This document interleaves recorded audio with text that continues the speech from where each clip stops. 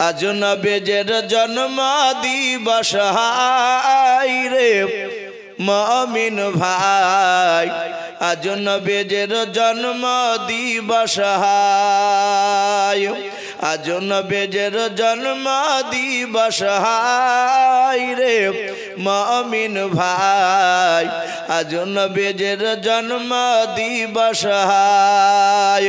ওই রাতে বলে আমার হবে, ওই দিনে বলে আমার হবে, রাতে দিনে ঝগড়া করে যায় রে মুমিন ভাই, আজ নবীজির জন্ম দিবস হায়, আজ নবীজির জন্ম দিবস হায় রে মুমিন ভাই, আজ নবীজির জন্ম দিবস হায়। আমার আল্লাহ ডাক দিয়ে বলেন ওরে রাত দিন শুনে নাও, আমার নবীকে এমন টাইমে দুনিয়ার বুকে পাঠাবো, রাত তুই দাবি করতে পারবি না রাতের বেলা রসুল এসেছে, ওরে দিন তো দাবি করতে পারবি না দিনের বেলা রসুল এসেছে। ও বাপজি ভাইয়েরা, আমরা সকলে জানি ফজরের আজান, মুয়াজ্জিন যখন আজান দেয় আসসালাতু খায়রুম মিনান নাওম বলে না, ওই টাইমটাকে শুভে সাদেকের টাইম বলা হয়। না রাত না বাপজি আপনার দিন, ওই সকালবেলায় ভোরবেলায় আল্লাহর নবী জনাবে মোহাম্মদ রাসূলুল্লাহ সাল্লাল্লাহু তাআলা আলাইহি ওয়াসাল্লাম নাভি কাটা অবস্থায় এবং খতনা অবস্থায় দুনিয়ার বুকে জন্ম নিলেন। জোরে বলুন সুবহানাল্লাহ। নাভি কাটা অবস্থায় আমাদের বাচ্চারা সন্তানরা নাভি কাটা অবস্থায় জন্ম নেয়। বাপ বিশ্বনবী নাভি কাটা এবং খতনা অবস্থায় সিরাতে হালবিয়া কিতাব দিতে লিখেছে, আর রাহিকুল মাকতুম কিতাবটি তো এসেছে।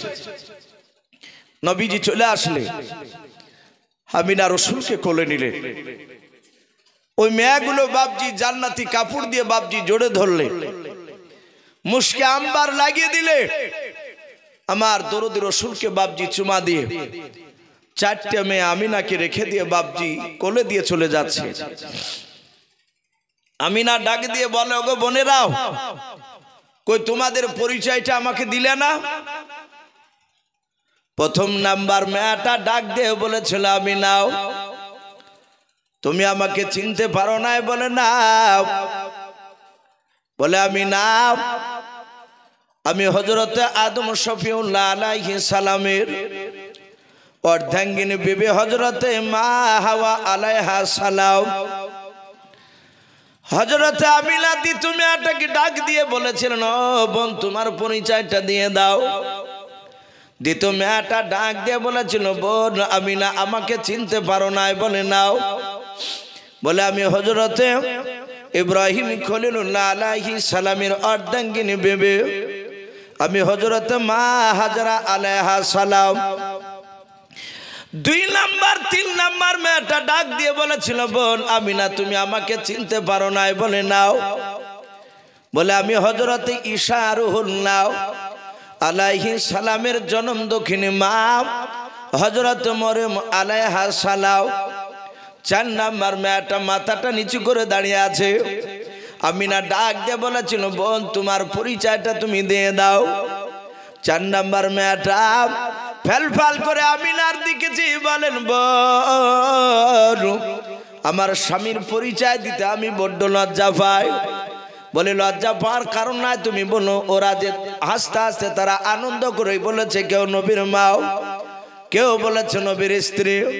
ওরে বোন তোমার পরিচয়টা দিয়ে দাও। 4 নাম্বার মেয়েটা ডাক দিয়ে বলেছিল বোন সারা পৃথিবীর মানুষ আমার স্বামীকে কেউ ভালো বলে নাও। কোরআন শরীফে বাপ যে বেঈমানের নামটা পাওয়া যায়, যে বেঈমান কোরআন শরীফে বাপ যে পাওয়া যায়। দুনিয়ার বুকে বাপ যে খোদা দাবি করেছিল আনা রব্বুকুমুল আলা, ওই বেঈমান ফেরাউনের বাপজি বিবি হযরতে আসিয়া আলাইহা সালাম। বলুন সুবহানাল্লাহ। 4টে মেয়ে বাপজি তাদের পরিচয় দিয়ে তারা অদৃশ্য হয়ে গেল। এখন আমিনার কোলে বাপজি বিশ্ব রসুল এসেছে। আব্দুল মুতালিব তৎকালীন সেই জামানায় তিনি কাবা শরীফের মুতাল্লি ছিলেন। আমরা যাকে সভাপতি সেক্রেটারি সাহেব বলি, উনি মসজিদে নয় কাবা শরীফকে খুব ভালোবাসতেন। মক্কার লোকেরা বাপজি তাকে দায়িত্ব দিয়েছিলেন, উনি সৎ বলে, সৎ লোককে বাপজি দায়িত্ব দিয়েছিলেন। আজ আমাদের প্রায় জায়গায় মসজিদ বলেন মাদ্রাসায় বলেন সৎ ব্যক্তিকে বাপজি দায়িত্ব দেওয়া খুব কমই হয়। অনেক 2 নম্বর লোককে বাপজি দায়িত্ব দিয়ে বাপজি দেখা যায়, শোনা যায় যে মসজিদের টাকা মারিয়ে জমি কিনে নিয়ে সরনাবে। অনেকে মাদ্রাসার টাকা মেরে খেয়ে নেয়। কিন্তু বাপজি আমাদের যখন নেতা নির্বাচন করা হবে মসজিদ মাদ্রাসার, আমাদের একটু লক্ষ্য করা দরকার যে সে লোকটা সৎ কিনা, সে নামাজ পড়ে কিনা। কিন্তু আমরা সৎ ব্যক্তিকে আমরা গুরুত্ব দিতে চাই না। যদি গরিব মানুষ হয় তাহলে তো একবারই পাত্তা দিবে না।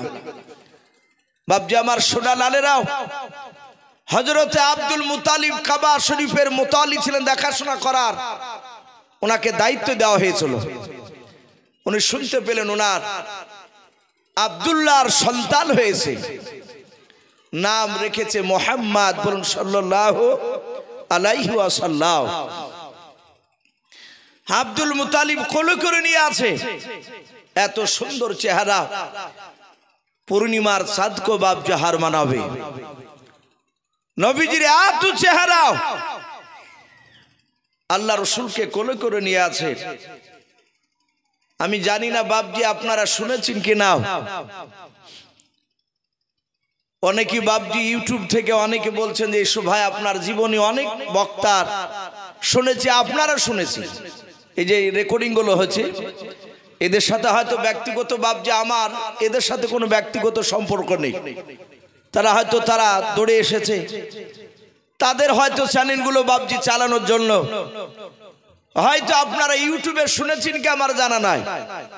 রাসূলুল্লাহ বাপজি দুনিয়ার বুকে কটা মেয়ের দুধ পান করেছিল বাপজি জানা আছে আপনাদের কারো? একটু জোরে বলুন জানা থাকলে।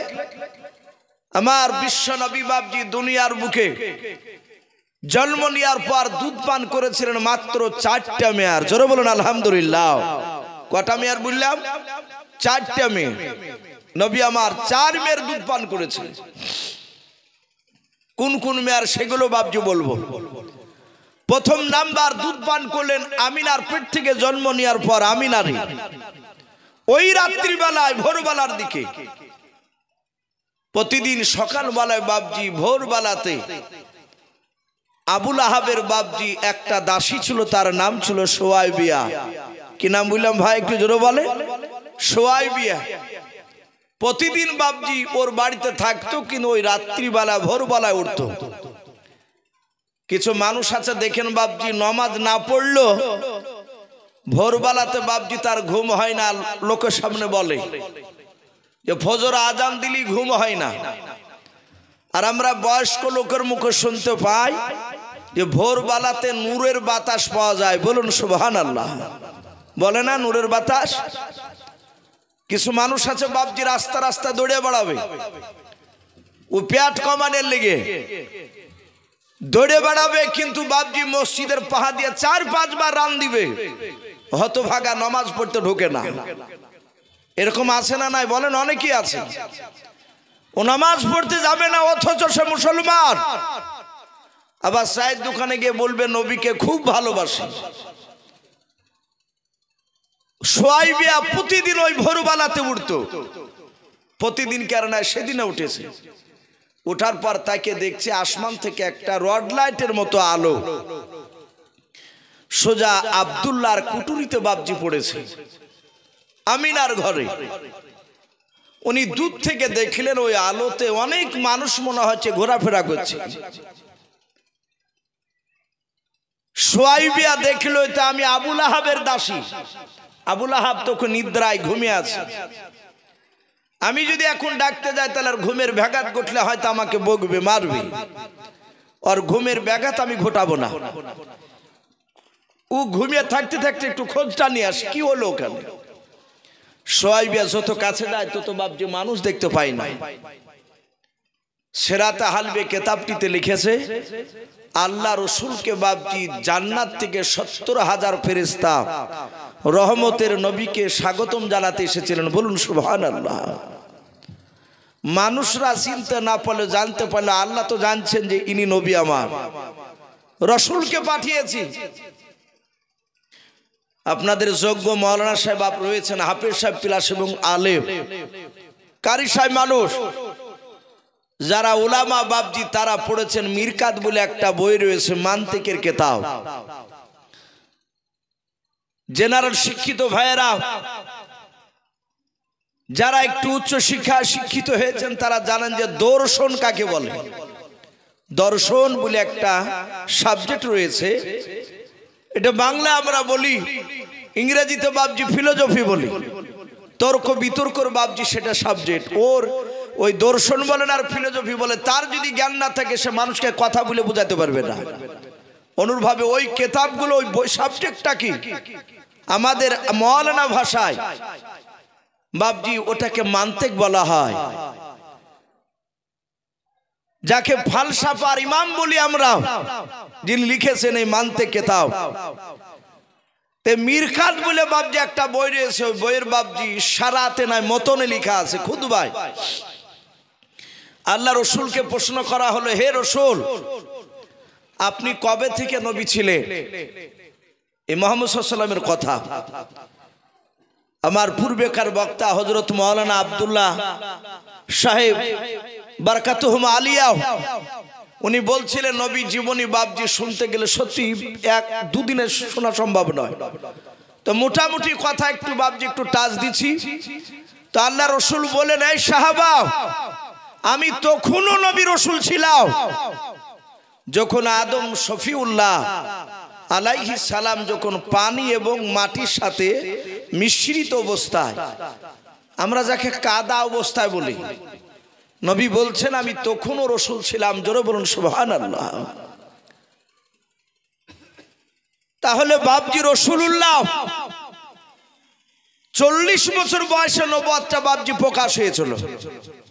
তার আগে মক্কার লোকেরা জানতো না যে ইনি আখিরি জামানার রসুল। তা কিন্তু গাছ গুছালি জীবজন্তু পশু পাখি তারা চিনতে পেরেছিলেন। বলুন সুবহানাল্লাহ, ইনি রসুল। তা তো সোয়াইবিয়া বাপজি 1 পা 2 পা করে এগিয়ে এসে দেখছে বাপজি মানুষ নাই, বাড়ির ভিতরে বাপজি গুজগাছ করছে। কি ব্যাপার? সোয়াইবিয়া বাড়ির ভিতরে ঢুকে দেখে আমিনা কোলে বাচ্চা নিয়ে বসে আছে, এত সুন্দর চেহারাও, সাথে হাতে বাপজি কেতাবে লিখেছে। আমিনার কাছে গিয়ে বাচ্চাটা কোলে নিল। আর বানতে হবে না মরণ থাক, ওনাকে দিয়ে দে, আমাকে আর বানতে হবে না। ডাক দিয়ে বললেন, সোয়াইবিয়া মনে মনে চিন্তা করছেন যদি এই বাচ্চাটা এত সুন্দর, এই ছেলেটা বড় হওয়ার পর লোকেরা প্রশংসা করবে, এই বাচ্চাটাকে নিয়ে যদি আমার স্তনে মুখ লাগে একটু দুধ পান করাতে পারতাম জীবনটাকে ধন্য মনে করতাম। বলুন সুবহানাল্লাহ। তাই সোয়াইবিয়া বলল, বোন আমিনা এই বাচ্চাটা আমাকে দিবা না? বলে কেন? বলে আমি একটু আমার স্তন থেকে দুধ পান করাতাম। বলে করা অসুবিধা নেই। নবীকে নিয়ে দুধ পান করালেন। তাহলে 2টো মেয়ে দুধ খাওয়া হলো। 3 নাম্বার, ওই আমিনার কাছে বাপজি ওই বাড়িতে আর একটা মেয়ে ছিল, কেউ বলেছেন আব্দুল্লাহর আপন বোন, কেউ বলেছেন তার বোন নয়, তার বাড়ির বান্দি দাসী ছিল। বেশিরভাগ উলামারা লিখেছেন আব্দুল্লাহর ওটা বোন, নাম ছিল বাপজি উম্মে আইমন। কি নাম বললাম? উম্মে আইমন। উম্মে আইমন দেখলো একটা পাশের বাড়ি আবু লাহাবের দাসী সোয়াইবিয়াও এসে দুধ পান করালো। আর আমার ভাই আব্দুল্লাহ আমিনাকে বিয়ে করে নিয়ে আসার পর থেকেই আমার বান্ধবী হয়েছে। আমি এর সাথে অনেক উঠা বসা করেছি, আর আমি দুধ পান করাতে পারবো না? উম্মে আইমন বলল, আমি না কিছু মনে না করলে আমি তোমার ছেলেকে নিয়ে আমার স্তন থেকে দুধ পান করাতাম। বলে অসুবিধা নাই, খাওয়া। উম্মে আইমান পান করালেন, তাহলে তিনটে হলো। 4 নাম্বার আসছে মক্কা নগরে বাপজি সেই সময় একটা প্রথা ছিল, একটা বাতাস বইতো মক্কা নগরে, বাতাসটাকে লুহ বাতাস বলা হয়। লাম ওয়াও হা, লুহ শব্দের অর্থ হচ্ছে দূষিত। মক্কা নগরে শুধু মক্কাতেই ওই কুরাইশ বংশের ওই এলাকাটায় বাচ্চা জন্ম নিলি 2 মাস 4 মাস করে মক্কা নগরে তার মার কাছে থাকলি বাচ্চার শরীরে ঘা হইতো, পচা ধরে বাচ্চা মারা যেত। মানুষের একটা আতঙ্ক ধরে গিয়েছিল। এই যে কয়েক বছর আগে বাপজি করোনা গেল, বাসে খুক খুক করে কাশলে মানুষ চাদরটা দিয়ে ঢাকে, কাশিওয়ালা লোক হলে ওর কাছ থেকে 10 হাত দূরে গিয়ে দাঁড়াইতো ভয়। এমনই মানুষের বাপজি আতঙ্ক ধরে গিয়েছিল। অনেক জায়গাতে করোনার সময় তো বাপজি মানুষকে বিনা গোসলে দাফন করিয়েছে, এরকম রিপোর্ট রয়েছে। দুধ থেকে বাপজি পানি ঢেলি দিয়েছে, ভয়ে লাড়েনি। এ ছিল একটা আতঙ্ক। মক্কা নগর বাপজি ওই রকম আতঙ্ক ধরে গিয়েছিল মানুষের। সেই সময় মুরুররা দেখেছিল মক্কার বাচ্চা মক্কার বাইরে চলে গেলে অন্য জায়গায় গিয়ে মানুষ হতো, সে বাচ্চাটা বেঁচে যেত, মরতো না। তাই তারা আইন চালু করেছিল মক্কার মেয়েরা বাচ্চা জন্ম দিবে, মানুষ করবে অন্য দেশের মায়েরা, দাইমারা। ওরা যে মানুষ করবে তার বিনিময়ে বাপজি তারা মোটা অঙ্কের টাকা পাবে। তাই প্রতিদিন বাপজি মক্কার বাহির থেকে মানুষেরা মক্কা নগরে বাচ্চা নিতে আসতো। রসুল আমিনার কাছে 5 দিন ছিলেন মক্কা নগরে। 5 দিনকার দিন আমার বিশ্ব নবীকে কোলে করে নিয়ে আমিনা রাস্তার ধারে বাপজি দাঁড়িয়ে আছে। আপনাদের যেমন মেন লালবাগের এই কদম শরীফ, যে আপনার এই যে কুর্মিতালা যে মোড়, এইরকম বাপজি রাস্তার ধারে বাপজি দাঁড়িয়ে আছে আমিনা। তার শ্বশুর মশাই আব্দুল মুতাল্লিব রসুলকে বাপজি আমিনা কোলে করে নিয়ে প্রথম নাম্বার যে বাপজি দাইমা আসলো বাচ্চার খোঁজে। আমিনার কাছে আসলো যে মেয়েটা, সে মেয়েটার নাম কেতাবে এসেছে রকিয়া বিনতে আবু জোহাস। রকিয়া ডাক দিয়ে বলেছিল, আমিনাও এই বাচ্চা কার? আমিনা বলেছিল বাচ্চা আমার। বলে বাচ্চাটা কি দিবা নাও? বলে দার জন্নতি দাঁড়িয়ে আছে।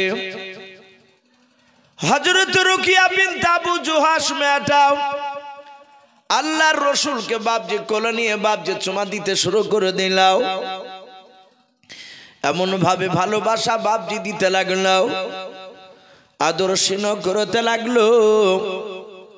লাস্ট বেলায় বলেছিল, গো বোন আমিনা এই বাচ্চা আমি নিয়ে যাবো, আমাকে কি দিবা না? বলে কেন দেব না, দেওয়ার জন্য তো দাঁড়িয়ে আছে। ডাক দিয়ে বলেছিল, রে বোন আমিনা আমি বাচ্চা নিয়ে যাব, তার পূর্বে একটা কথা বলে, বাচ্চার আব্বা দুনিয়ার বুকে কি কাজ করে একটু খুনে বলো। হযরতে আমিনা ডাক দিয়ে বলেছিল, আমার বোন রকিয়াও এই ছেলেটার আব্বা দুনিয়ার বুকে বেঁচে নাই, মারা গিয়েছে, কোনো কাজ করতে পারে নাই। ছেলের আব্বা মারা গেছে, সিরিয়া ব্যবসা করতে গিয়ে আর জিন্দা ফিরে আসে নাই। রকিয়া শোনার পর ডাক দিয়ে বলল, আমিনা এই বাপ মরা ছেলে, এতিম বাচ্চা ছেলে নিয়ে গিয়ে কোনো মোটা টাকা পাওয়া যাবে না। ওরে আমিনা তোমার বাচ্চা তুমি নিয়ে নাও, আমি অন্য বাচ্চা নেব যে বাচ্চার আব্বা বেঁচে আছে, মোটা টাকা ইনকাম করে। হযরত বাপজি আমিনাকে ফেরত দিয়ে বাপজি চলে গেল রকিয়াও। দ্বিতীয় নাম্বার আর একটা মেয়ে বাপজি এসেছিল, ওই মেয়েটার নাম কেতাবে লিখেছে ফাতেমা বিনতে আবু কুবা। ফাতেমা বলে বাপ যে দাইমাটা এসে বলেছিল আমি নাও, এই বাচ্চাকে আমাকে দিবা না বলে কেন দিব নাও? ওই ফাতেমা আল্লাহর রসুলকে বাপজি কোলে নিয়ে বাপজি চুমা দিতে দিতে দিতে বলেছিল, এত সুন্দর বাচ্চা জীবনে প্রথম দেখলাম। ওরে আমি না, এই বাচ্চা আমি নিয়ে যাব বলে নিয়ে যাও। যার সময় ডাক দিয়ে বলেছিল বোন আমি নাও, এই ছেলের আব্বা পৃথিবীর বুকে কি কাজ করে বললাও? যখন বলে ছেলের আব্বা বেঁচে নাই মারা গিয়েছে, আর সঙ্গে সঙ্গে হযরত ফাতেমা ওই রোকিয়া দাইমার মতো বাপজি বাচ্চা ফেরত দিয়ে চলে গেল। এইভাবে এক না দুই নাই, সন্ধ্যা বাপজি লাগতে লেগেছে, সূর্য লালি দেখা দিয়েছে। বাবা হযরত বাপজি আমিনার কাছে এক নাই দুই নাই 70টার ওপরে বাপজি দাইমারা আল্লাহর নবীকে বাপজি সবাই নিব বলেছিল। যখন শুনেছিল নবীজির আব্বা বেঁচে নাই, তখন বাবা ওই 70টার ওপরে দাইমা তারা বিশ্ব নবীকে কেউ নাই না, সবাই ফেরত দিয়ে বাপজি চলে গেল। আমিনা রসুলকে কোলে করে নিয়ে কাঁদছে, ওগো মাওলা, अगर रब्बुल आलामीन তুমি কেনই বা বাচ্চা দিলে এত সুন্দর? এই বাচ্চার আব্বাকে কেন তুমি কেড়ে নিলে? এই যে বাপ মারা বলে কেউ নিল না, 70টার উপরে দাইমা সবাই ফেরত দিয়ে চলে গেল। অটোমেটিক বাপজি নার্ভাস হবে, দুঃখ করবে, এটা সবাই। আব্দুল মুতালিবকে বলছেন আব্বা আমার ছেলেকে আর বাঁচানো যাবে না, এই ছেলেকে মনে হয় আর কেউ নিবে না। বলে মা কাঁদিস না, নিশ্চয় দাইমা আল্লাহ পাঠিয়ে দিবে, আল্লাহ নিশ্চয় দাইমা পাঠাবে। বলে কখন আসবে? তো সন্ধ্যা লেগে গিয়েছে, আজ যদি না নেয় আগামী কালকে আবার, আগামীকাল রাস্তায় দাঁড়িয়ে থাকলে এই মেয়েরা আর আমাদেরকে একবার মুখের কথা জিজ্ঞাসা করবে না, আর মনে হয় দাইমা নেই। কিতাবে লিখেছে বাপজি ওই সমাতার একটা দাইমা ছিলেন, ওই 70-এর মধ্যে এসেছিলেন না উনি, ওনার নাম কিতাবে লিখেছে হালিমাতু সাদিয়া রাদিয়াল্লাহু তাআলা আনহা। এ হালিমার স্বামী সাঈদ, এরা দুজনায় পাতলা দুবলা উঠে চেপে এসেছিল। ওরা অর্থ কাঠামো খুব ভালো ছিল না, তাদের গরিব মানুষ খুব। কিন্তু হালিমাতু সাদিয়ার একটা বাচ্চা ছিল, তার নিজে জন্ম দিয়েছিল, সেও দুধের বাচ্চা। বাচ্চা জন্ম না দিলে তো বাচ্চাকে মানুষ করতে পারবে না দুধ খেয়ে নিজে। সে বাচ্চাটার নাম ছিল বাপজি আব্দুল্লাহ। কি নাম বললাম? ওই হালিমার বাচ্চা নাম আব্দুল্লাহ। বাচ্চাকে বাড়িতে রেখে এসেছে, যার একটা বাচ্চা নিব মক্কা নগরে, দুই বাচ্চাকে একসঙ্গে মানুষ করব, একটা আমারটা তো মানুষ হবি, তার সাথে হাতে পরের আর একটা বাচ্চাকে মানুষ করলে তার বিনিময়ে মোটা টাকা পাবো, আমাদের সংসারে কাজে লাগবে। হযরতে হালিমাতু সাদিয়া গোটা মক্কা বাপজি অলিগলি ঘুরিয়ে একটা বাচ্চার সামনে পড়েনি। সন্ধ্যা লেগে গেছে, মক্কার চৌরাস্তার মোড়ে এসে দাঁড়িয়েছে হালিমাতু সাদিয়া। হযরতে বাপজি আপনার হালিমাতু সাদিয়া তার স্বামী সাঈদকে বলছেন, ওগো প্রাণের স্বামী, সকাল থেকে টোটো করে ঘুরিয়ে বেড়িয়ে একটা বাচ্চা পড়েনি সামনে, উঠো বেশি চলতে পারে নাই। শোনো, রাস্তার ধারে যদি কোনো বাচ্চা পেয়ে যায়, আমরা ওর আব্বা কটাকে ইনকাম করে বাচ্চা মানুষ করলে কত টাকা দিবে এসব ডিমান্ড করব না, সব চুক্তি টুক্তি সব করব না, জিজ্ঞাসাই করব না। ছেলেটাকে নিয়ে মানুষ করব, এর বিনিময়ে যা দিবে নিয়ে নেব, বলো রাজি আছো? হযরতে হালিমাতু সাদিয়ার স্বামী ডাক দিয়ে বলল, এ বিবি তুমি যাতে রাজি আমিও তাতে রাজি। এই প্রজেক্ট ম্যান নাই নাকি? ফোন হয়েছে তো বাপজি আমার সুলা লালেরাও। হযরতে হালিমাতু সাদিয়া বলল অসুবিধা নাই, সাঈদে বলল অসুবিধা নেই। বলে স্বামী আমরা দেখেছি দাইমারা এই পশ্চিম দিকে রাস্তা দিয়ে গিয়েছে, চলে আমরা উত্তর দিকে রাস্তাটা যাব। পশ্চিম দিকে রাস্তায় গেলে বাচ্চা পাওয়া যাবে না। ভাইরা আমার, বাবা জীবনেরাও,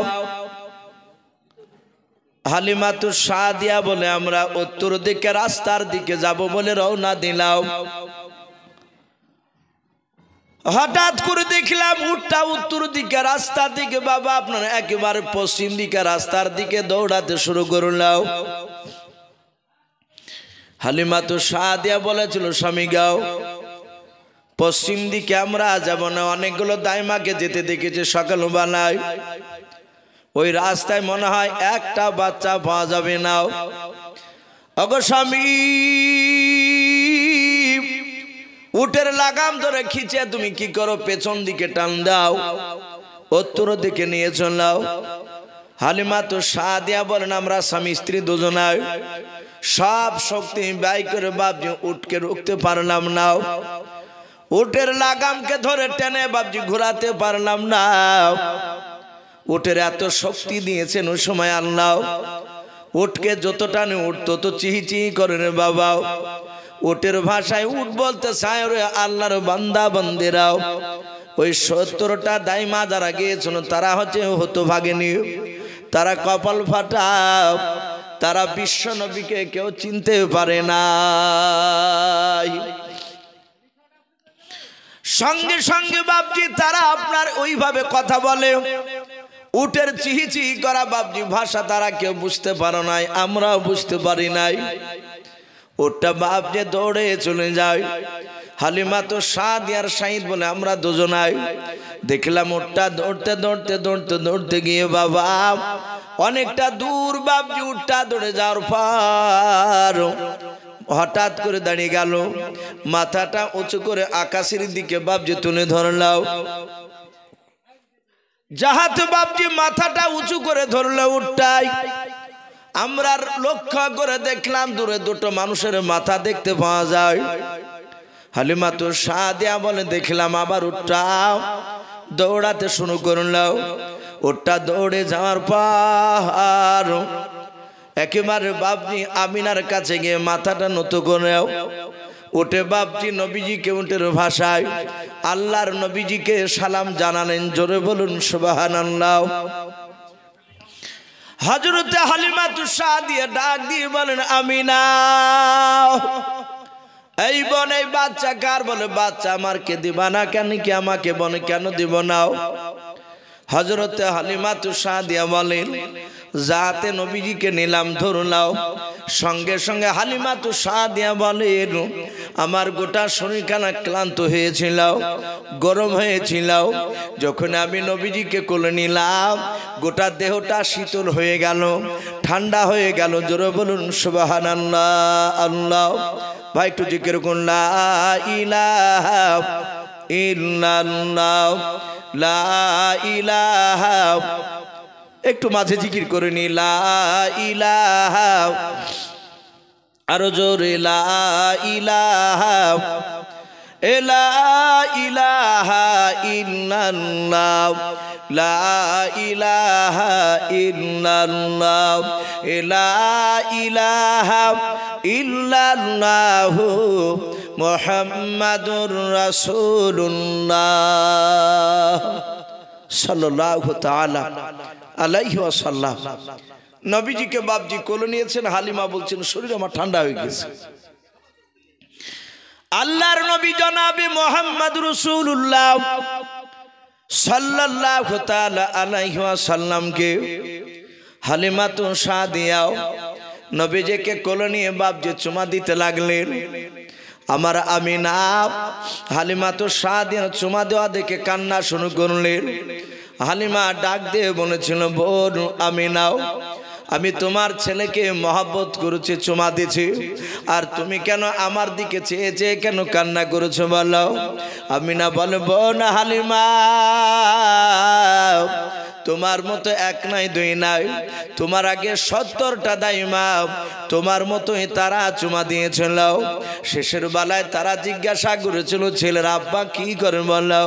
যখন বলেছিলাম ছেলের আব্বা বেঁচে নাই, ওই সময় আমার ছেলেকে আর কিনাই নাও, তারা ফেরত দিয়ে চলে গিয়েছিল।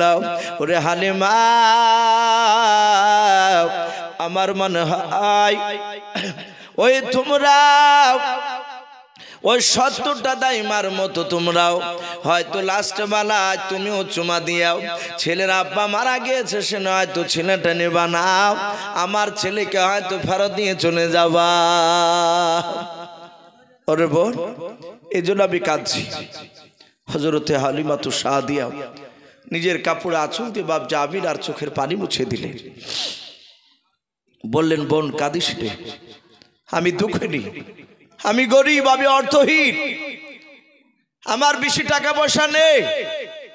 আমার একটা ছেলে আছে আব্দুল্লাহ, আমি তাকে দুধের সন্তান বাড়িতে রেখে এসেছি একটি ছেলে নেওয়ার জন্য। এই আমি নাও, তোমার ছেলেকে আমার ছেলের চেয়ে বেশি ভালোবাসবো, বলুন আলহামদুলিল্লাহ। টাকা লাগবে না, তুমি যা পারবা তাই দিও, চিন্তা করো না, যদি দিতে না পারো তাও অসুবিধা নেই। আল্লাহ রাসূলকে বাপজি আমিনার কাছ থেকে নিয়ে চলে গেলেন।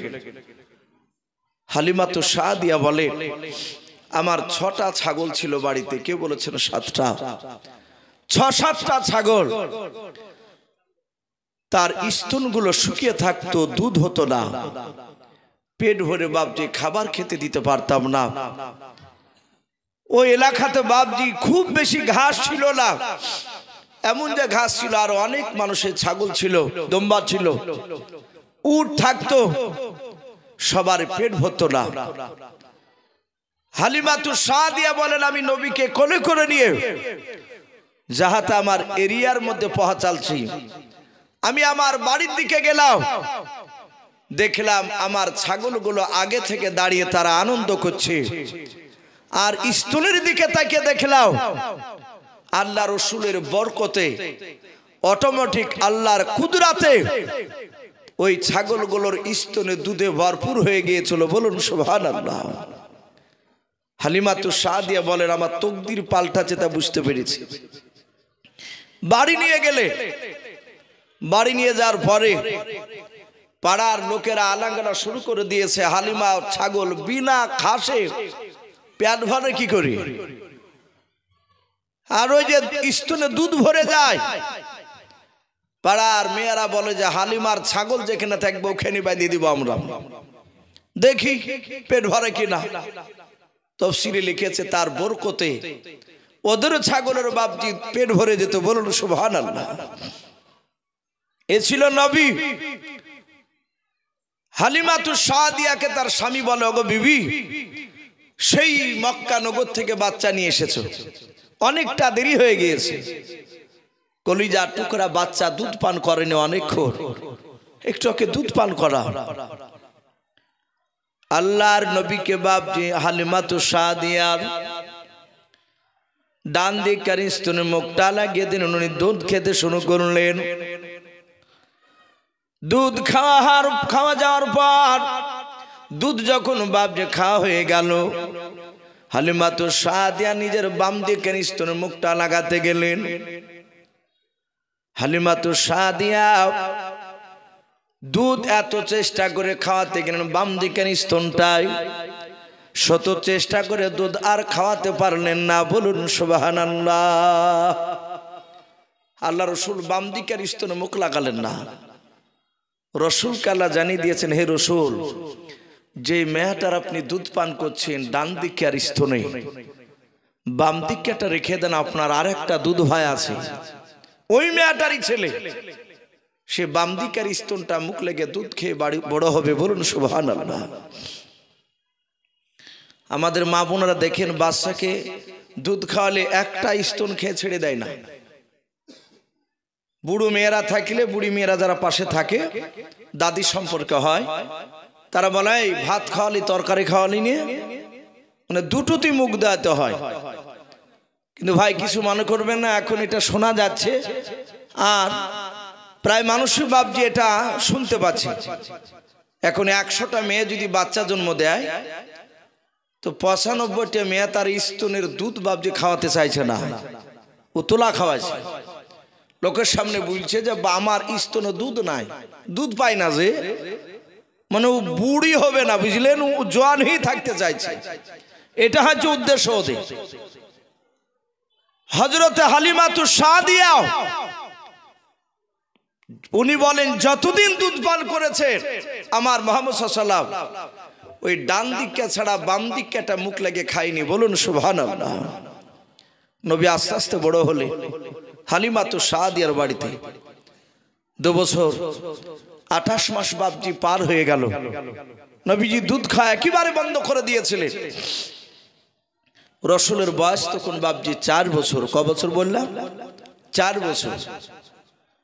রাত্রিবেলা বিশ্বনবী শুয়ে আছেন, বেশ একটু নবীজি গুটগুটিয়া সন্তান পাড়াতে বাপজি হেঁটে বেড়ায়।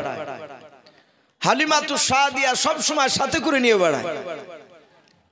রসুলের ছোট থেকে তার আখলাক চরিত্র গুণাবলী, লোকেরা রসুলের ব্যবহার থেকে তারা মুগ্ধ হতো।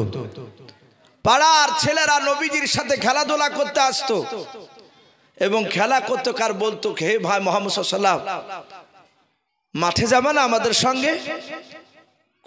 নবী বলতেন আমার মা আমাকে যেতে দিবে না, হালিমা যেতে দিবে না। কিতাবে লিখেছে হালিমাতুস সাদিয়ার ছেলে আব্দুল্লাহ 4 বছর পর উনি ছাগল চড়াতে যায়। তার মার ছাগলগুলো 6-7টা ছাগল নিয়ে যায়। সারাদিন ছাগল চড়ে এসে সন্ধ্যাবেলায় বাড়ি আসে। সারাদিন টোটো করে ছাগল চড়াতে গিয়ে শরীর ব্যথা হয়ে যায়। সন্ধ্যাবেলায় খাওয়া দাওয়া করে বাপজি রাসূলুল্লাহ যেখানে শুয়ে থাকে নবী আমার, ওই জায়গায় আব্দুল্লাহ গিয়ে নবীর গলা ধরে শুয়ে থাকে। বলুন সুবহানাল্লাহ। নবী বলেন, আব্দুল্লাহ ভাই, সারাদিন তোমাকে দেখতে পাওয়া যায় না, রাত্রিবেলায় এসে আমার গলা ধরে শুয়ে থাকে, ব্যাপারটা কি? বলো ভাই, তোমার গলা ধরে শুলে আমার শরীরের ব্যথা ভালো হয়ে যায়। একবার বলবেন না সুবহানাল্লাহ? অত বরকতময় নবী শুয়ে আছে তার কাছে। নবী বলেন, দিনে কোথায় যাও? বলে ছাগল চড়াতে যায়। কার ছাগল? বলে আমাদেরই, মার ছাগল, আব্বা ছাগল। বললো ভাই, যেই মার দুধ খেয়ে তুমি বড় হয়েছে সেই মার দুধ খেয়ে আমিও তো বড় হয়েছি, আমিও যাব। পাড়ার ছেলেদেরকে বলল, আমার ভাই মুহাম্মদ সাল্লাল্লাহু আলাইহি ওয়াসাল্লাম মাঠে ছাগল চড়াতে যাবে। পাড়ার ছেলেরা খুব আনন্দিত, সবাই আসলে এসে আল্লাহর দরদি নবীর কাছে বাপজি নয় হালিমাতুস সাদিয়াকে বলেন, মা তোমার ছেলেকে দাও, আমরা মাঠে ছাগল চড়াতে যাব, ভাইকে নিয়ে যাব। হালিমাতুস সাদিয়া বলেন, বেটা নিয়ে যাও, কিন্তু সাবধানে, আমার ছেলেকে যেন রোদ্দুর না লাগে। রোদ্দুর লাগবে না, খুরমা পাতার তাজ বানিয়ে মুহাম্মদ সাল্লাল্লাহু আলাইহি ওয়াসাল্লাম ভাইয়ের মাথাতে পরে দিব, রোদ্দুর লাগবে না। বলুন সুবহানাল্লাহ। আল্লাহর নবীজিকে মাঠে নিয়ে গিয়েছেন তার ভাইয়েরাও। দরুদ নবী আমার, পাড়ার ছেলেরা ডাক দিয়ে বলেছিল, ভাই মুহাম্মদ সাল্লাল্লাহু আলাইহি ওয়াসাল্লাম তুমি আমাদের সাথে রানের প্রতিযোগিতায় তুমি নাম দিতে এসো। আল্লাহ রাসূল ডাক দিয়ে বলেছিলেন, নাও, আমি রানের প্রতিযোগিতা আমি নাম দেব, নাও, শুনে নাও, তোমরা খেলাধুলা করো, আমি দাঁড়িয়ে দাঁড়িয়ে দেখব। পাড়ার ছেলেরা বলেন, আমরা খেলাধুলায় আমরা নাম দিয়ে দৌড়াতে লাগলাম। আকাশে মেঘ ছিল না, রৌদ্র ছিল আকাশটাও। হঠাৎ করে দেখলাম আকাশে বাপজি কোথা থেকে একটা মেঘের টুকরা এসে আল্লাহর নবীজির মাথার সামনে এসে বাপজি উপরে দাঁড়িয়ে গেল। বলুন সুবহানাল্লাহ। পাড়ার ছেলেরা বলা বলি করেছে, ভাই ওই দেখ মুহাম্মদ সাল্লাল্লাহু আলাইহি ওয়াসাল্লামের মাথার উপরে মেঘের টুকরাও। সব ছেলেরা নবীজির কাছে চলে আসলো। আল্লাহ রসুলের বাপ হাত খানা ধরে পাড়ার ছেলেরা ডাক দিয়ে বলেছিল, ভাই একটু সামনের দিকে রৌদ্রের দিকে হেঁটে হেঁটে চলাও। দরদি নবীজিকে হেঁটে নিয়ে যায়। আর পাড়ার ছেলে বলেন আমরা আকাশে মেঘের টুকরার দিকে দেখতে লাগলাম। মুহাম্মদ সাল্লাল্লাহু আলাইহি ওয়াসাল্লামকে যেমনে নিয়ে যায় অমলে দেখতেছেন মেঘের টুকরা নবীর পেছন পেছন হাঁটতেছে। জোরে বলুন সুবহানাল্লাহ। ও বাপজি ভাইরাও, পাড়ার ছেলেরা ডাক দিয়ে বলেছিল, আব্দুল্লাহ তোমার ভাইকে আগামী কালকেও নিয়ে আসবা, প্রতিদিন নিয়ে আসবা, খেলাধুলা করব। আমরা পাহাড়ি এলাকায় খেলাধুলা করতে গিয়ে মরুভূমির ময়দানে গাছের ছায়া পাই না। শুনে না তোমার ভাই থাকলে মেঘের টুকরা আছে। ওগো আমার ভাইরা শুনে নাও, তোমার ভাইকে যদি আমরা পেয়ে যাই শুনে নাও, তাহলে আমরা খেলাধুলা করে ক্লান্ত হয়ে গেলাম, তোমার ভাইয়ের সামনে কাছে এসে দাঁড়ালে আমাদেরকেও ছায়া লাগবে। বলুন সুবহানাল্লাহ। ও বাপজি ভাইরাও, আব্দুল্লাহর সাথে এই জিনিসটা নবীজির সাথে দেখার পর পাড়ার ছেলেরা বলেন আবার নবীজির কাছ থেকে বাপজি আরাম করে নবীকে রেখে দিই, একটু আমরা দূরে গিয়েছি খেলাধুলা করার জন্য। হঠাৎ করে দেখলাম জঙ্গলের ভিতর থেকে দুটো অপরিচিত মানুষ বাপজি দৌড়ে চলে আসলো। দুটো মানুষ বাপজি, তাদের কাছে দুটো বাপজি ব্যাগ ছিল। দুটো ব্যাগে মনে হচ্ছে কি যেন ভরা আছে। দুটো মানুষ অপরিচিত মানুষ, তাদেরকে কেউ চিনে না। মক্কার ছেলেরাও আল্লাহ রসুলের কাছে এসে বাপজি জঙ্গল থেকে বেরিয়ে এসে নবীজের হাত দুখানা বাপজি দুটো লোকে ধরলাম। আল্লাহর নবী বলেন, ভাই ও মক্কার বন্ধুরাও, এই দেখো দুটো অপরিচিত মানুষ আমাকে ধরেছে, টেনে নিয়ে যাচ্ছে। পাড়ার ছেলেরা চিৎকার করে ডাক দিয়ে বলেছিল, ভাই ও চাচা, কে তোমরা? আমার ভাইকে কেন ধরে নিয়ে যাচ্ছ? আমার ভাইকে ছেড়ে দাও। কিন্তু বাপজি তাদের কথা বাপজি কর্ণপাত করলো না। ওই দুজন মানুষ বলেন, টানতে টানতে নবীকে নিয়ে গিয়ে জঙ্গলের ভেতরে নিয়ে যাওয়ার পর একটা উঁচু পাহাড়ে বাপজি আপনার তুলে নিয়ে চলে গেল। পাড়ার ছেলেরা বলেন, আমরা পাহাড়ে দৌড়ে যেতে পারলাম না, ভয় করলাম। আমরা দূর থেকে দেখলাম আল্লাহর নবী জনাবে মুহাম্মদ রাসূলুল্লাহ সাল্লাল্লাহু তাআলা আলাইহি ওয়াসাল্লামকে বাপজি চিৎ করে বাপজি শুয়ে দিলাম। আল্লাহর নবীকে শুয়ে দিয়ে ওই দুটো মানুষের কাছে যে দুটো ব্যাগ ছিল, একটা ব্যাগ থেকে বাপজি ধারালো অস্ত্র হাতে করে নেওয়ার পর আল্লাহর নবীজির বাপজি বুকের ভিতর ভরে দিয়ে বাবা বুকটা বাপজি ফেড়ে ফেললাম। পেটটা ফেড়ে ফেলার পর নবীজির নাড়ি ফুড়িগুলোকে বাপজি বের করে ফেললাম।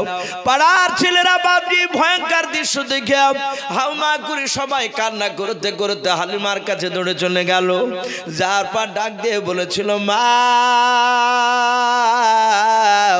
তোমার ছেলে মনে হয় আর পৃথিবীর বুকে বেঁচে নাই। হালিমা তো সাদিয়া বলেছিল, কেঁদে ওরে বাবা আমার ছেলে কোথায় গিয়েছে? বলে মক্কা নগরে ময়দানে খেলাধুলা করেছিলাম, দুটো অপরিচিত মানুষ জঙ্গল থেকে বেরিয়ে এসে তোমার ছেলেকে টেনে নিয়ে গিয়াও পাহাড়ে চূড়ায় নিয়ে গেল। দেখলাম পাহাড়ে নিয়ে গিয়ে চূড়ায় নিয়ে গিয়ে তোমার ছেলেকে শুয়ে দিলাম। শুয়ে দেওয়ার পর মা পেটটা বুকটা ফেড়ে ফেলার পর দেখলাম নাড়ি ভোড়েগুলোকে বের করলাম। ওই সময় আমরা কান্না করতে করতে দৌড়ে চলে এসেছি, মা মনে হয় তোমার ছেলে আর জিন্দা বেঁচে নাই।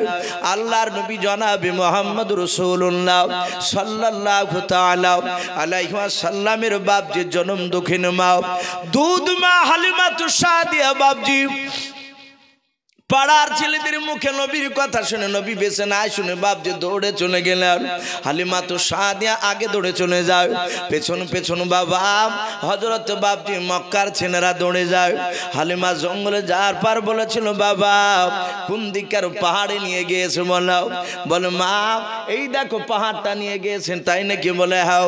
হালিমাতু সাদিয়া পাহাড়ের চূড়ায় গিয়ে দেখেন বাবা বিশ্ব দরদি নবী আকা তিনি চুপচাপ বসে আছেন। বলুন সুবহানাল্লাহ। হালিমাতু সাদিয়া নবীজিকে বুকের সাথে জড়িয়ে ধরলেন। আল্লাহর নবী বলেন, বাবা শুনলাম বাবা তোমাকে নাকি দুটো মানুষ টেনে নিয়ে চলে এসেছে পাহাড়ের চূড়ায়।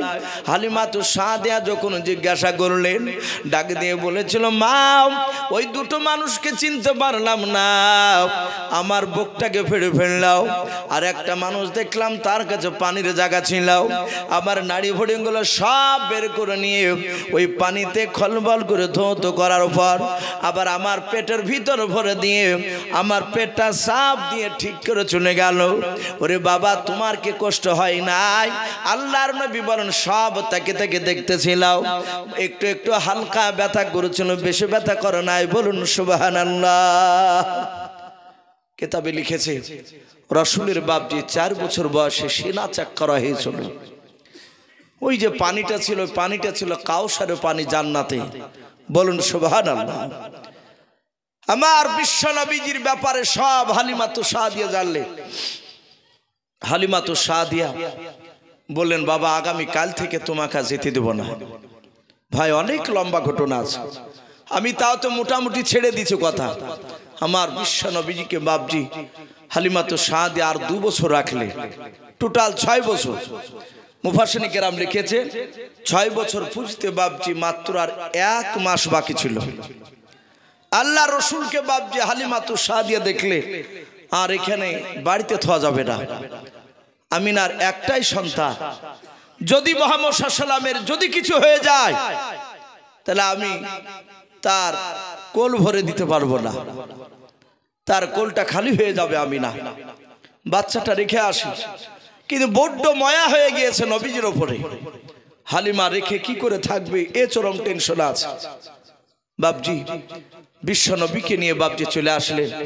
আল্লাহর নবী জনাবে মুহাম্মদ রাসূলুল্লাহ সাল্লাল্লাহু তাআলা আলাইহি ওয়াসাল্লাম বিশ্ব দরদি নবীকে বাপজি নিয়ে বাড়িতে এসে বললেন, ওকে বোন আমিনা, তোমার ছেলেকে রেখে আমি থাকতে পারবো না, আমার চরম মন খারাপ করছে।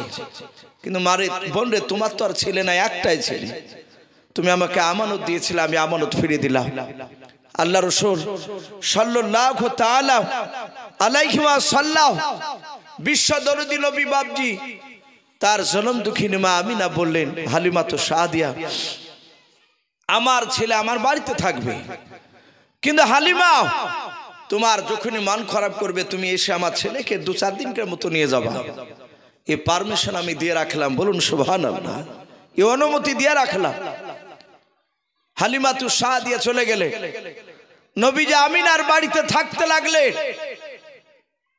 বেশ 1 মাস ধরে বাপজি খেলাধুলা করছিলেন পাড়ার ছেলেদের সাথে। আপনাদের যেমন একটা বড় বাগান, নবীজির বাপজি বাড়ি থেকে একটু দূরে খাজুরের বাগান। খাজুরের বাগানে বাপজি পাড়ার ছেলেরা খেলা করছিল, নবী সেখানেও ছিলেন। আল্লাহ রাসূল পাড়ার ছেলেদের সাথে খেলা করতে করতে হঠাৎ করে দেখলে সব ছেলেদের বাপজি গার্জেনরা, প্রায় ছেলেদের বাপেরা তারা বাপজি ছুটে আসলো। ছেলেরা আব্বা আব্বা করে দৌড়ে চলে গেল। আমাদের যেমন সন্তানরা খেলাধুলা করলে বাপ যেতে দেখলে সন্তানরা আব্বা আব্বা করে আনন্দ পায়, অনেকে ছুটে এসে কলে চাপে। অনেক বাপরা বাপজি মহব্বত করে আমরা সন্তানদেরকে তুলে নিই, গালে মুখে চুমা দিই। হযরতে আব্দুল্লাহ নয়, নবীজি দাঁড়িয়ে দাঁড়িয়ে দেখলে সব ছেলেরা আব্বা আব্বা করে বাপজি উঠলো, সবাই কোলে নিয়ে আদর করতে লাগলো। নবীজি 1 ঘন্টা ধরে বাপজি অপেক্ষা করলেন, আমার আব্বা কেন আসছে না, আসে না। 1-8 ঘন্টা পর কাঁদতে কাঁদতে বাড়ি যাচ্ছে। আমিনা মনে মনে ভেবেছেন আমার ছেলেকে হয়তো পাড়ার ছেলেরা বুঝে কেউ মেরেছে।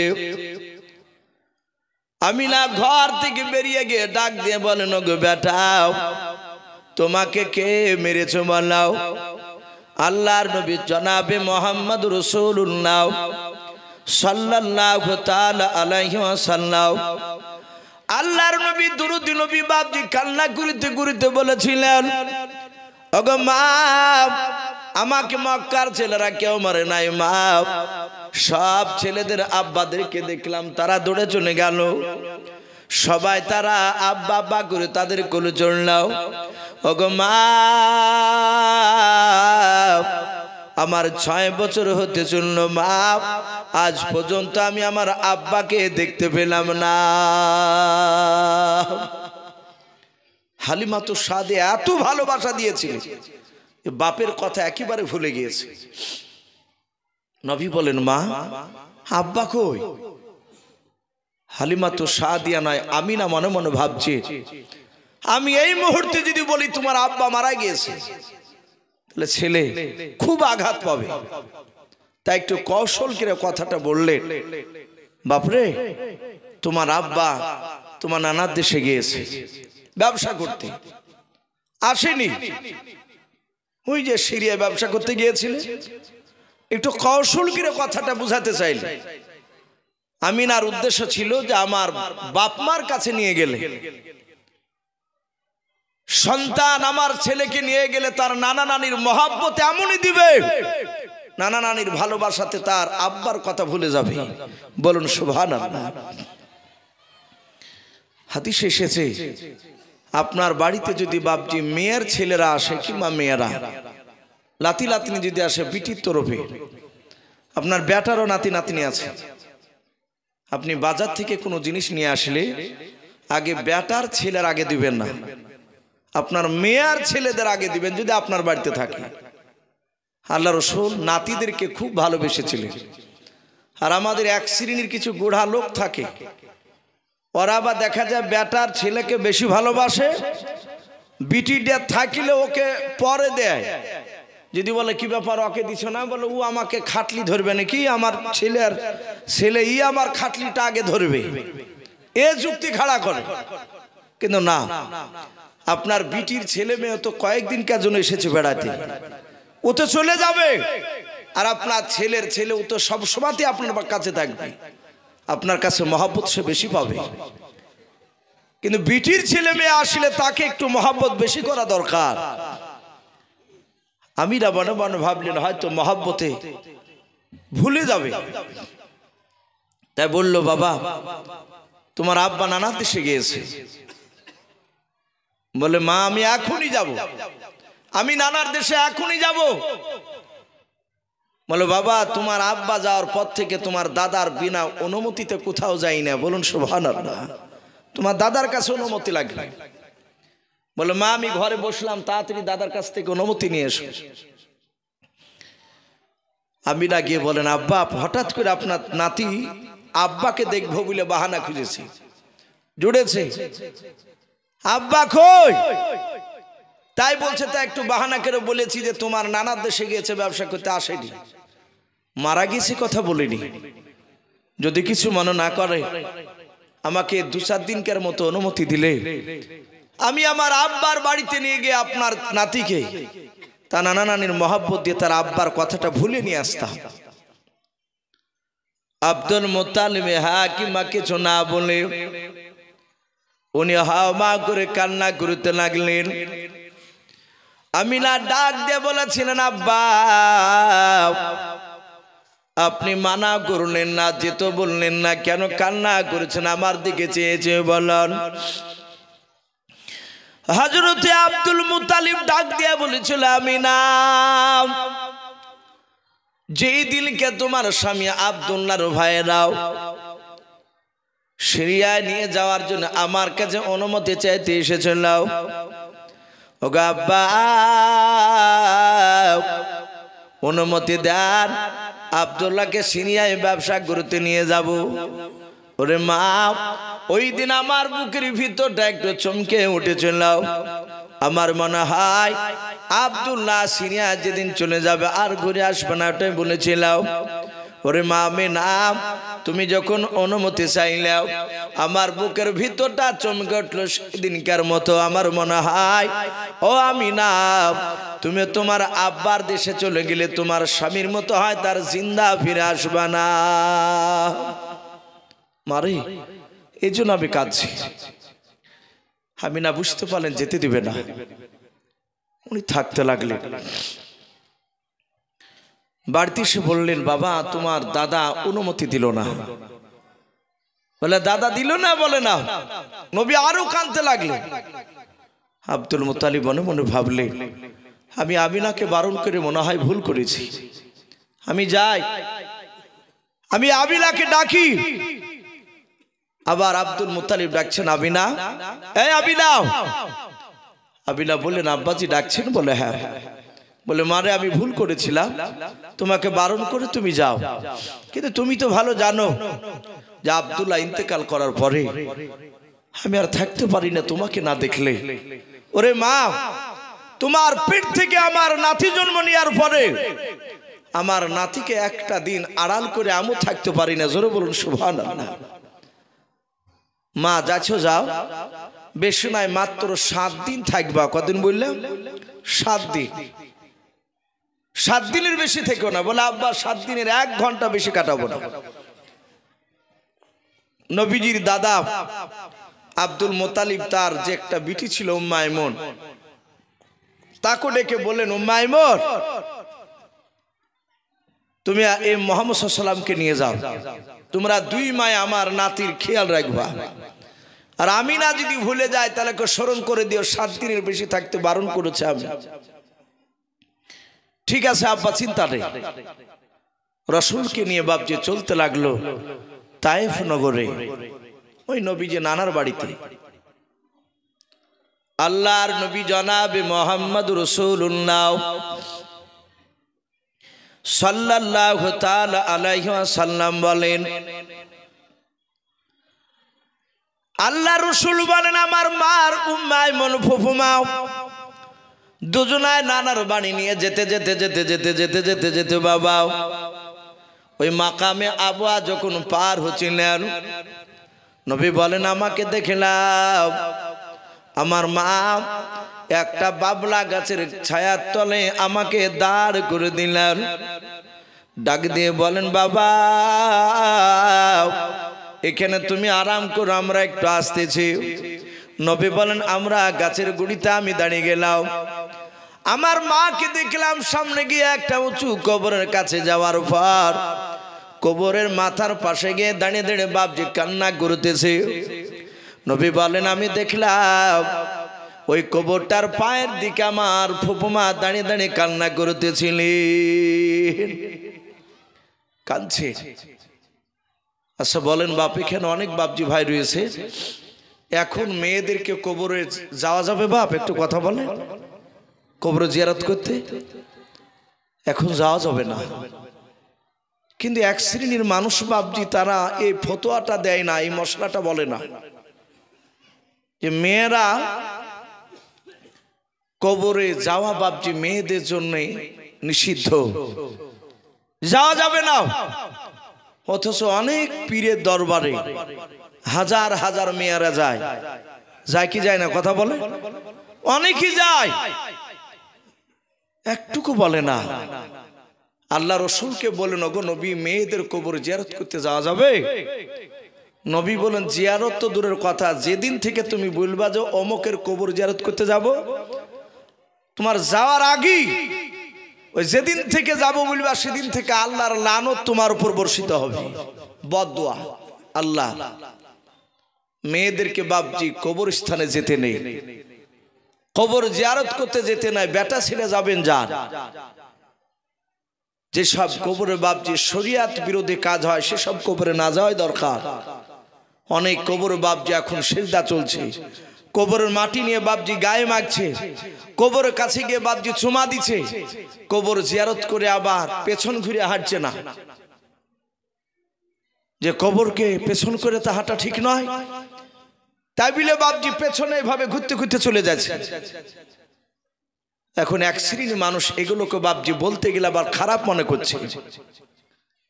না, কবর কোন ওলির কবর বাপজি জিয়ারত করা হারাম নয়। বড় বড় বুজুর্গ আল্লাহওয়ালাদের কবর আপনি জিয়ারত করতে যাবেন, অসুবিধা নেই, কিন্তু আপনি শরিয়াত অনুযায়ী কবর জিয়ারত করুন। আপনি কেন ওই কবরে যে চুমা দিবেন, কবর মাটি নিয়ে গায়ে মাখবেন, এই সবগুলো বাপজি শরিয়াতে পুরো হারাম। আপনি গিয়ে তার কাছে গিয়ে জিয়ারত করে বলুন, আল্লাহ এই ওলিটা বড় বুজুর্গ ছিল, তুমি এই ওলির মতো আমাকে বুজুর্গ বানিয়ে দিও।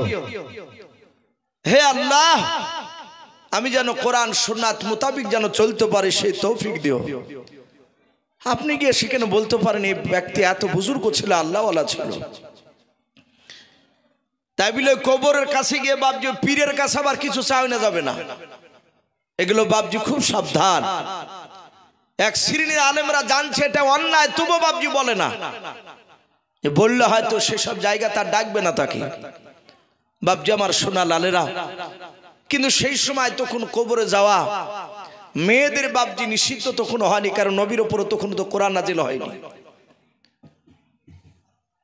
চলে গেছে আব্দুল্লাহ হযরতে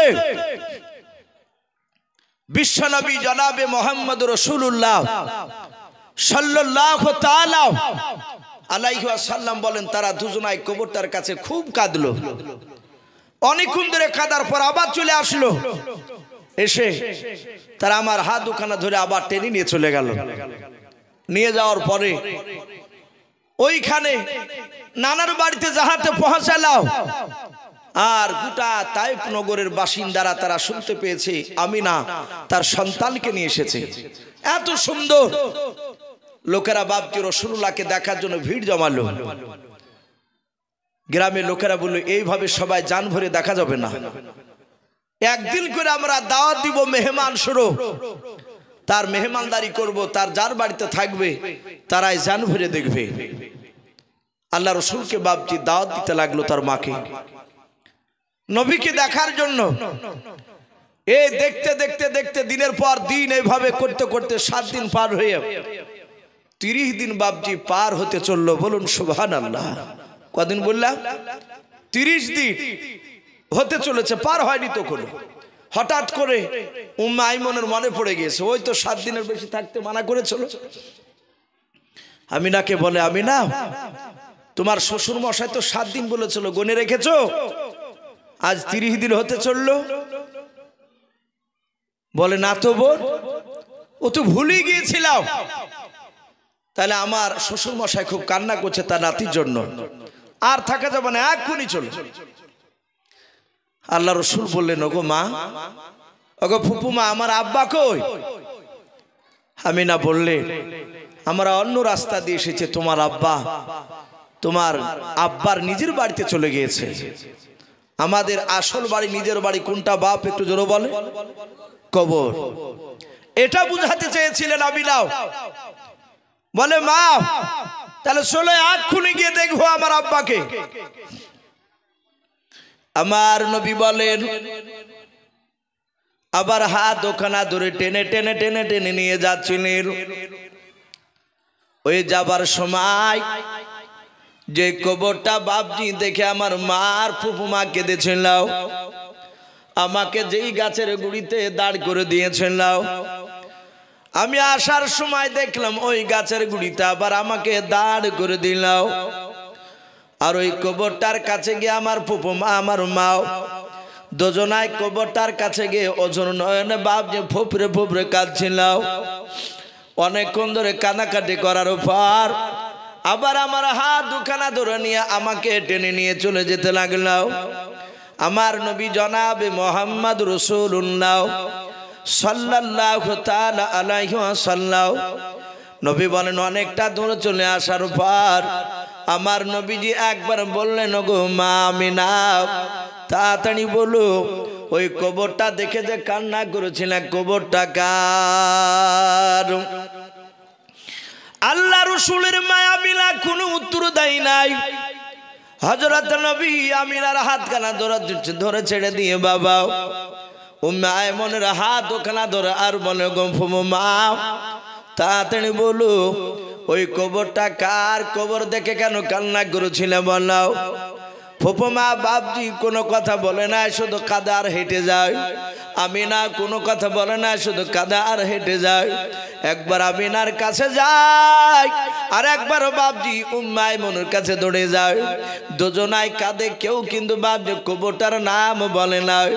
আল্লাহর নবী জনাবে মুহাম্মদ রাসূলুল্লাহ সাল্লাল্লাহু তাআলা আলাইহি ওয়াসাল্লাম নবী দরুদ নবী আমার অনেকটা দূর আসার পর আমিনার পা দুখানা জুড়ে জুড়ে কেঁদে কেঁদে বলেছিলেন, গো মা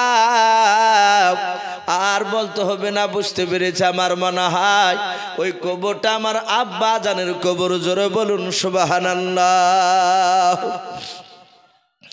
হযরতে আমিনা ডাক দিয়ে বলেছিল, বেটা তোর আব্বা জানের কবরটা বেটা কেমন করে জানলি বল? আল্লাহর নবীজি কাদার বলেন, গো মা অনেকক্ষণ ধরে বললাম কার কবর বলো না, শুধু তোমরা কাঁদতেছো। আবার যার সময় দেখলাম কবর দেখে তোমরা কাঁদছিলাও, আবার আসার পথ দেখলাম ওই কবরটার কাছে গিয়ে তোমরা কাঁদছিলাও। ও গো মা আজ 6 বছর হতে চললাও, আমি আমার আব্বা জানকে একটিবারও দেখতে পেলাম না। নানার বাড়ি 1 মাস থাকলে আব্বাকে দেখাতে পারিলে নাও। ও গো মা বলো এই কবরটা আমার কিনা আমার আব্বার কিনাও? বলে হ্যাঁ বারে বাবা, ওটা তোমার আব্বা জানের কবর। আল্লাহর নবী জনাবে মুহাম্মদ রাসূলুল্লাহ সাল্লাল্লাহু তাআলা আলাইহি ওয়াসাল্লাম 6 বছরের শিশু বাচ্চা নবী আমার ডাক দিয়ে বলেছিলেন, গো মা তুমি কেন আমাকে ভুললে নাও? আমিও তোমাদের সাথে গিয়ে আব্বার কবরটা আমি জিয়ারত করে দাও। ও গো মা আমি এখনই আব্বার কাছে যাব। আমার আব্বা আমাকে কেন আড়াল করে কবরে শুয়ে আছে? আল্লাহর দরুদে নবীজির মা ডাক দিয়ে বললাম, ওরে বাবা শুনে নাও, তোমার দাদা তোমার জন্য কান্না করতেছে। ওরে আমার বাবা শোনো, আর দেরি করা যাবে না, চলো তাড়াতাড়ি চলো নদী নিয়ে আসবো। নবী বলেন, মা আমি আব্বার কবর না জিয়ারত করে বাড়ি যাব না।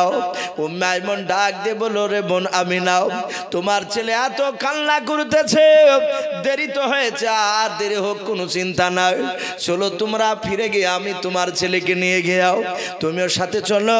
আমরা 2 বোন নিয়ে গিয়ে তোমার ছেলের আমরা কি করব? তোমার স্বামীর কবর জিয়ারতটা করে নিয়ে আসবো। এমনই তো দেরি হয়ে গিয়েছে, চলো যা বলবে বলবে। আল্লাহ রসুলকে নিয়ে বাপজি যেতে শুরু করে দিলেন। দরদি নবীকে অনেকটা দূর চলে নিয়ে যাওয়ার পর হযরতে হালিমা তো সাদিয়া নয়, হযরতে আমিনা ডাক দিয়ে বলুন, ওরে বেটা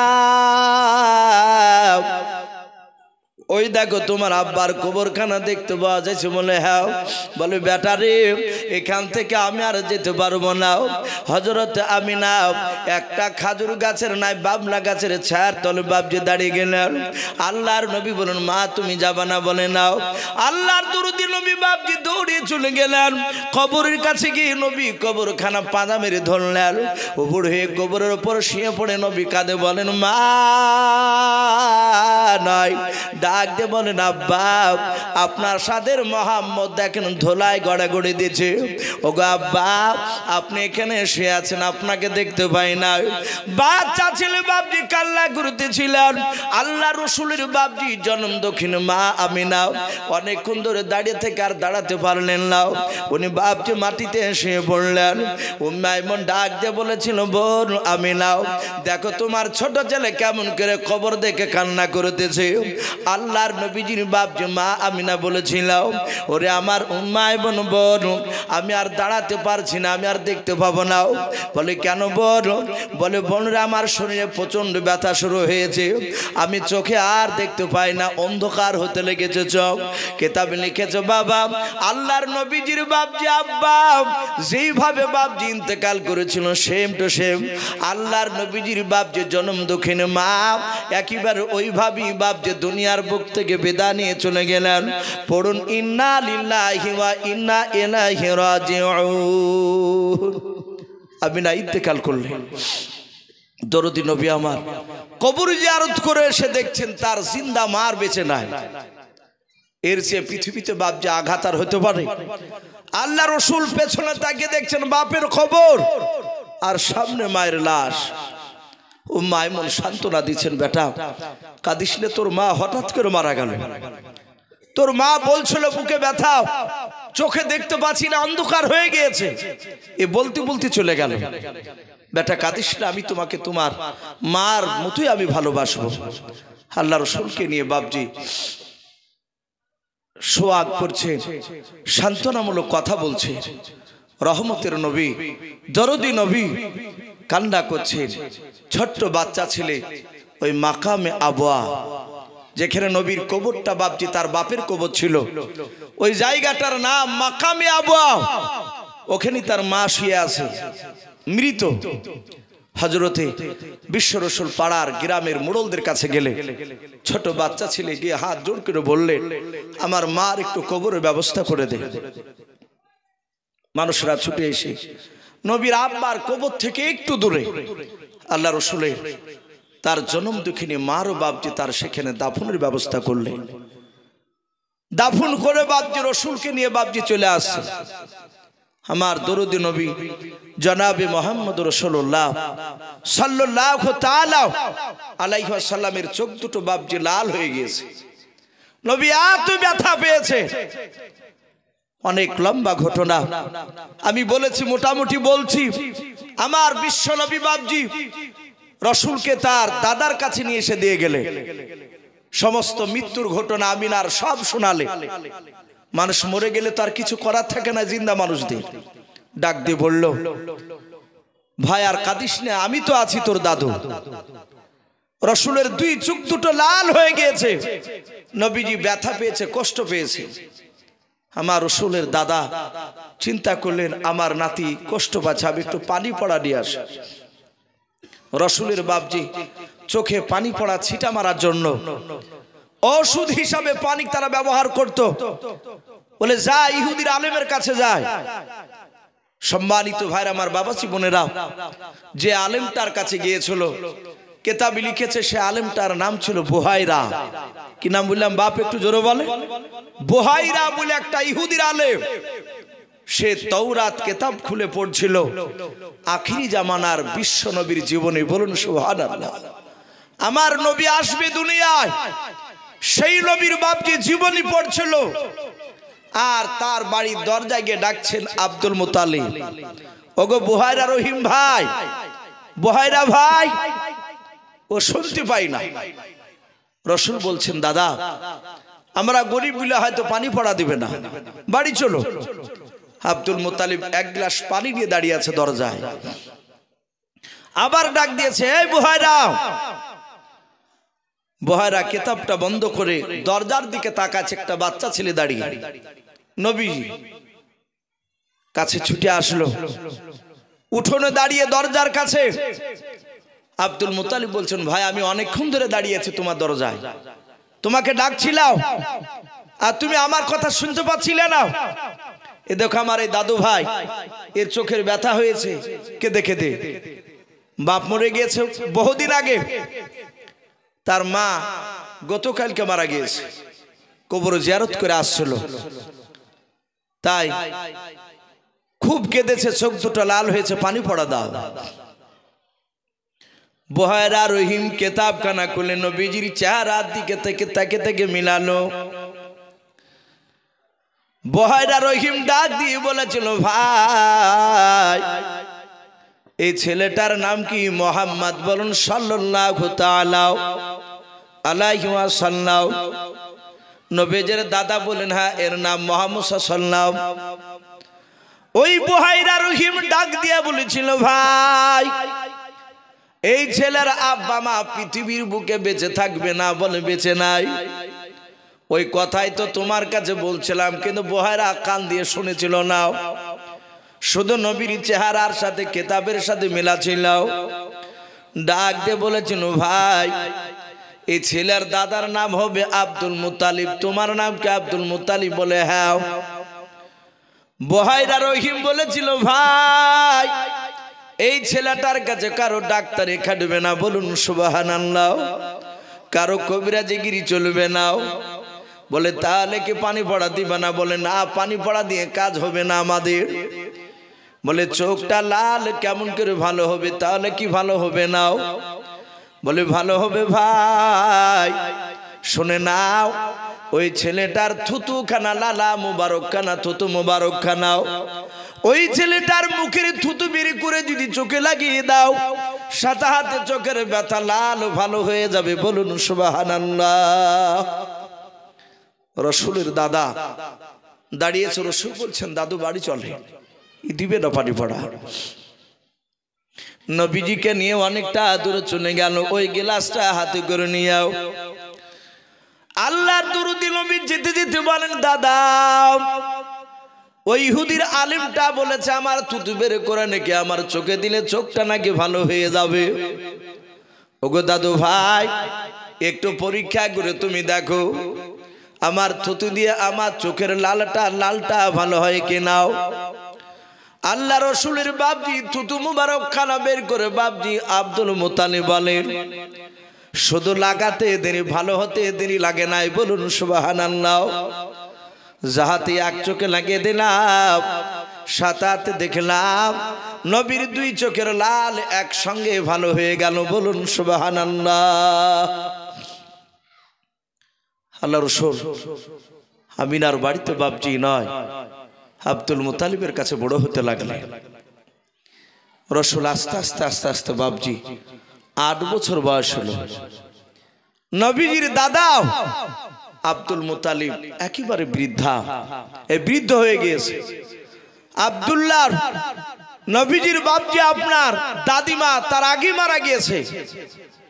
আব্দুল মুতালিব বৃদ্ধ হওয়ার আগে আমার বিশ্ব নবী দরুদ নবী জনাবে মোহাম্মদ রাসূলুল্লাহ সাল্লাল্লাহু তাআলা আলাইহি ওয়াসাল্লাম তার দাদু দুনিয়ার বুক থেকে বিদায় নিয়ে চলে যাবে। তাই আব্দুল মুতালিবের বাপজি 9টা ছেলে বেঁচে আছে। আব্দুল্লাহ তো ইন্তেকাল করে গিয়েছে। তাই সকালবেলায় বাপজি সব ছেলেদেরকে বাপজি ডাকলে, ছেলেদেরকে ডাকার পরে সকালবেলায় বাপজি বসে রেখেছে।